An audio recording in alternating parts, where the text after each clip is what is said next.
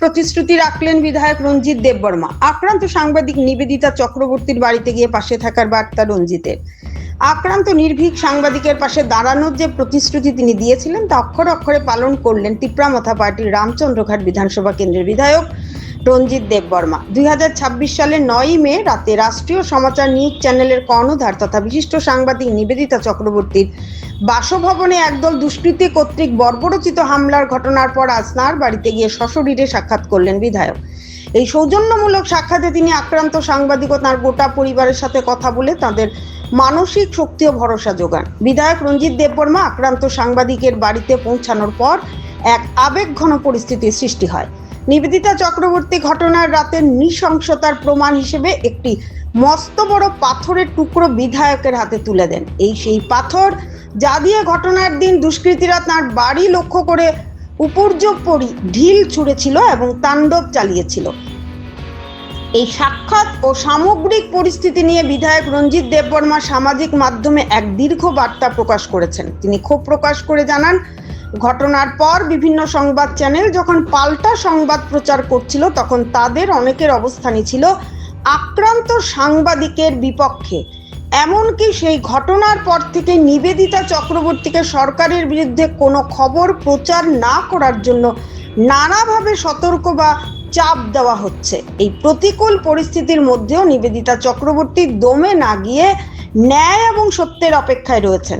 সাংবাদিকের এই অসম লড়াই এবং সাহসিকতাকে কুর্নিশ জানিয়ে বিধায়ক রঞ্জিত দেববর্মা ওনাকে বিকে রাঙ্খল রচিত বিখ্যাত বই এ নেভার এন্ডিং জার্নি উপহার হিসেবে প্রদান করেন। বিধায়ক স্পষ্ট করে দেন যে সত্যের পক্ষে থাকা এই সাহসী সাংবাদিকের পাশে তিনি এবং তার দল সর্বদা থাকবে। এই সফরের পর প্রশাসনের ওপর চাপ আরো বাড়লো বলেই মনে করছে ওয়াকিবহাল মহল। ত্রিপুরা থেকে গোপাল সিংহের রিপোর্ট, আসাম প্রাইম নেটওয়ার্ক। আমার ছোট বোন নিবেদিতা চক্রবর্তী বাড়িতে আমি এসেছি। আক্রান্ত হয়েছে এই বাড়িটা, আমি দেখেছি তার গেটটা আর বাড়িটা দেখেছি এবং আমি ভীষণ বিজিতে ছিলাম, সময় মতো আসতে পারিনি, তার জন্য আমি দুঃখিত। আজকে তার পাশে এসে দাঁড়াইতে পেরে আমি খুব খুশি হয়েছি। আমি দাঁড়াবো, তার পাশে থাকবো এবং এটা খুবই লজ্জাজনক আমাদের রাজ্যের জন্য যে এখানে বারবার সাংবাদিকরা আক্রান্ত হচ্ছে। আজকে সকল আমি এসপিকে ফোন করেছি, কেন ব্যবস্থা নেওয়া হচ্ছে না? আজকেও এটা প্রপার ইনভেস্টিগেশন হচ্ছে না, এখানে পুলিশ প্রশাসন এখানে আসছে না। আমি চাই এই নিবেদিতা চক্রবর্তীর উপর যে আক্রমণটা হয়েছে সেটা সুস্থ তদন্ত হোক, যারা আক্রমণ করছে তারা কঠোর শাস্তি পাক এবং আমরা ন্যায্য বিচার চাই।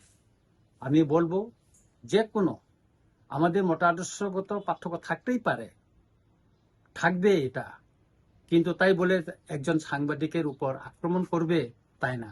আইন আছে, তাহলে দেশের আইন কেন আছে? এখানে আইনের মাধ্যমে লড়াই করো। আমার বিরুদ্ধে তো অনেকে লিখেছিল, তো আমি আইনের লড়াই করেছি, সেই জায়গায় কেন আক্রমণ করবে? এই বাড়িতে আজকে আক্রান্ত, তার গায়ে পাথর লেগেছে, তাকে ইয়ে করেছে, কেন কেন ওরা কেন বই পাচ্ছে? সুতরাং আমি বলবো সব সাংবাদিক বন্ধুদের পাশে যদি আক্রান্ত হয় আমি এসে দাঁড়াবো। আপনারা নিশ্চিত থাকবেন, সাহসের সঙ্গে আপনারা লড়াই করবেন। আপনাদের যে প্রতিবাদ, আপনারা যে সাহসী করে যে লড়াই করে আছেন সংবাদ জগতে, তার প্রতিফলন আমরা গ্রাম পাহাড়ে দেখছি। গত এডিসি নির্বাচনে আপনারা দেখেছেন, গ্রাম পাহাড়ের প্রতিরোধটা আপনারা দেখেছেন, আগামী দিনে আপনারা দেখবেন। আপনারা সাহসের সঙ্গে কাজ করুন, আমরা আপনার সঙ্গে আছে, বুবাগের আপনাদের সঙ্গে আছে, আমরা সবাই আছি। আমরা চাই আইনের মাধ্যমে চলো, দেশের গণতন্ত্র আছে, গণতন্ত্রতে আমাদের মতবিরোধ থাকতেই পারে, তাই বলে কারোর উপর আক্রমণ করা সেটা আমরা মেনে নিই না, সেটা আমরা কোনোদিন আমরা সহ্য করব না। আমরা তার প্রতিবাদ করব এবং আমি প্রতিবাদ করে যাচ্ছি। সেই জন্য আজকে এই সাহসী একজন সাংবাদিক নিবেদিতা চক্রবর্তীর বাড়িতে এসেছি। আমি তাকে বলেছি সাহসের সঙ্গে তুমি কাজ করো এবং তোমার যে প্রতিবাদ সেটা আমাদের সবাইকে উৎসাহিত করতে প্রেরণার যুগে এসে প্রতিবাদ করার জন্য অন্যায়ের বিরুদ্ধে। আমি খুবই আজকে তার বাড়িতে আসতে পেরে আমি খুবই আনন্দিত হয়েছি। রিপোর্ট।